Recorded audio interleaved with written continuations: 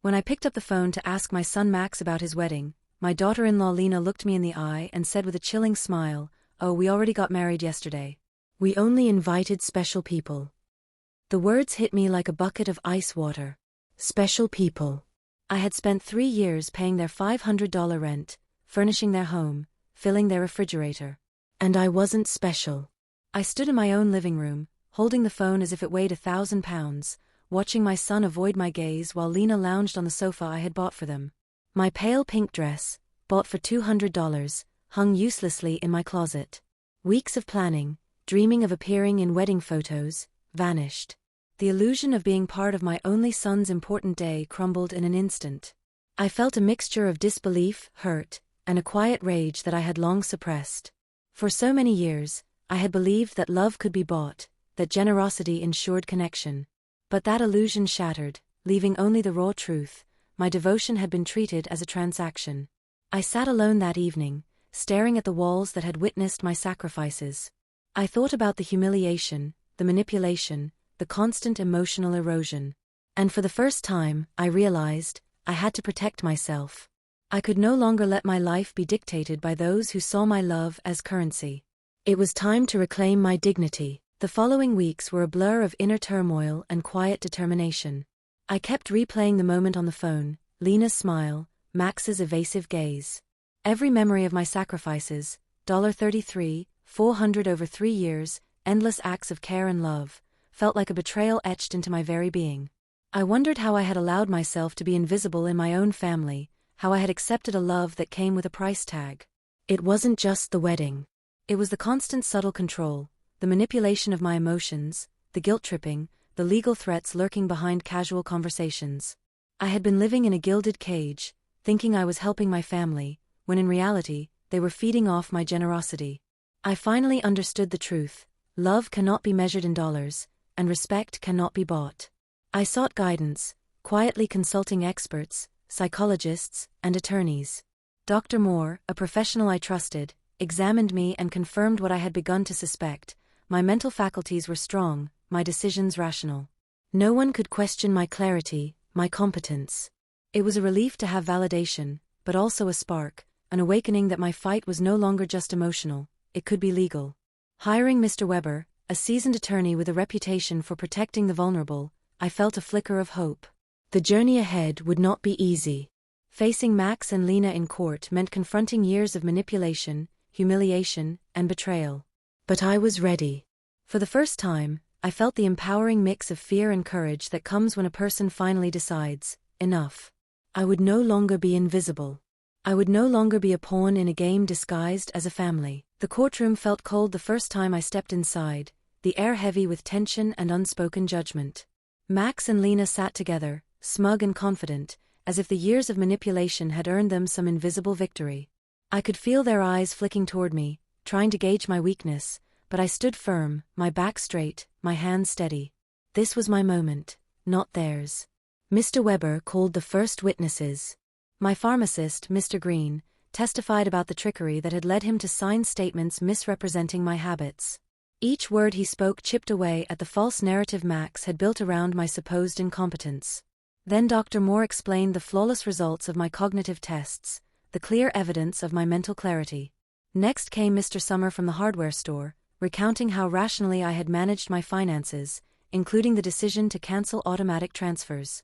Eleanor, my beloved friend, spoke of my vitality, my regained joy, my ability to maintain meaningful friendships. The more they spoke, the lighter my chest felt. It was as if every word of truth pushed back years of lies and guilt.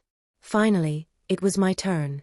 I walked to the witness stand, each step heavy with the weight of 71 years of life, of lessons learned through pain and resilience forged in adversity.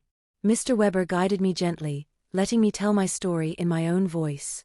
I spoke of the $33,400 spent over 3 years, the humiliation, the emotional manipulation, and the legal threats.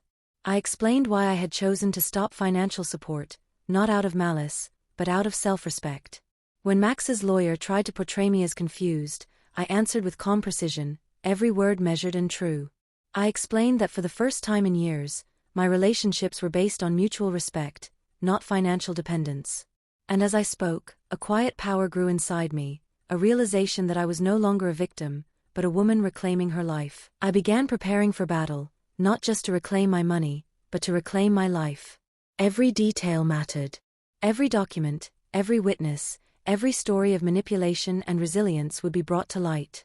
I felt a quiet thrill, a growing fire, as I realized this was no longer about being wronged. It was about standing tall, finally, for myself. The courtroom fell silent as Mr. Weber delivered his closing argument. His voice was calm, deliberate, almost soothing, yet each word struck like a hammer. "Your Honor," he said, "what we see here is not the incompetence of an elderly woman. This is the courage of someone who has finally freed herself from years of financial and emotional abuse." Max's lawyer fumed, trying to cast doubt, insisting I had been manipulated by my new friends. But Mr. Weber dismantled each claim with precision. The evidence was irrefutable. There were no medical reports proving incompetence, no witnesses to back their emotional manipulations. What was clear was my clarity, my rationality, my moral and legal right to protect my resources. Judge Miller left the courtroom to deliberate. 2 hours passed like 2 years. I felt my heart hammering in my chest, a mix of fear, hope, and anticipation. When he returned, his expression was serious but fair. He began carefully. "It is evident to this court that Mrs. Renate Richter is in full possession of her mental faculties. Her cognitive evaluations confirm her competence. Her financial decisions are rational, and within her rights. Furthermore, this lawsuit appears motivated by financial interest rather than concern for her well-being." I felt my chest swell as the judge continued, "The request for guardianship is hereby denied." Relief, joy, and empowerment surged through me. I had not only won the lawsuit, I had reclaimed my dignity, my autonomy, my life. Max and Lena sat in stunned silence, their faces masks of fury and frustration. Lena shot me a look of pure hatred as they left, while Max lingered for a brief second, perhaps with a flicker of regret, but it was too late. That night, Eleanor and our friends gathered at my home to celebrate. We toasted to freedom, justice, and the bonds of women who lift each other up. Alfreda hugged me tightly. "Renate," she said, "today you didn't just win a trial. You won back your life." Tears blurred my vision. I realized she was right. For the first time in decades, the future was mine. 3 months later, I made the decision to sell my house. Every corner, every wall had memories, some sweet, many tainted by betrayal. But I wanted a fresh start. I moved to a bright apartment near the city center, sunlight streaming through large windows, a space that felt alive, welcoming, and completely mine. I split my money carefully. Half went to organizations protecting the elderly from family abuse, my way of turning pain into purpose. The rest was for me, to finally live the life I had dreamed of but never allowed myself to have. I traveled through Europe, walking cobblestone streets in Paris, sketching in art studios in Florence, tasting pastries in Vienna while laughing freely, without guilt or obligation. I joined volunteer groups, rediscovered friendships that were built on mutual respect, not convenience. I took art classes, learned new languages, and filled my days with creation and curiosity. For the first time in years, I woke up feeling joy rather than dread. Max and Lena disappeared from my life entirely. Rumors reached me, they had downsized, Lena had found a job, perhaps for the first time understanding the value of independence. Perhaps adversity would teach them what generosity had failed to, that love cannot be bought, and respect cannot be demanded.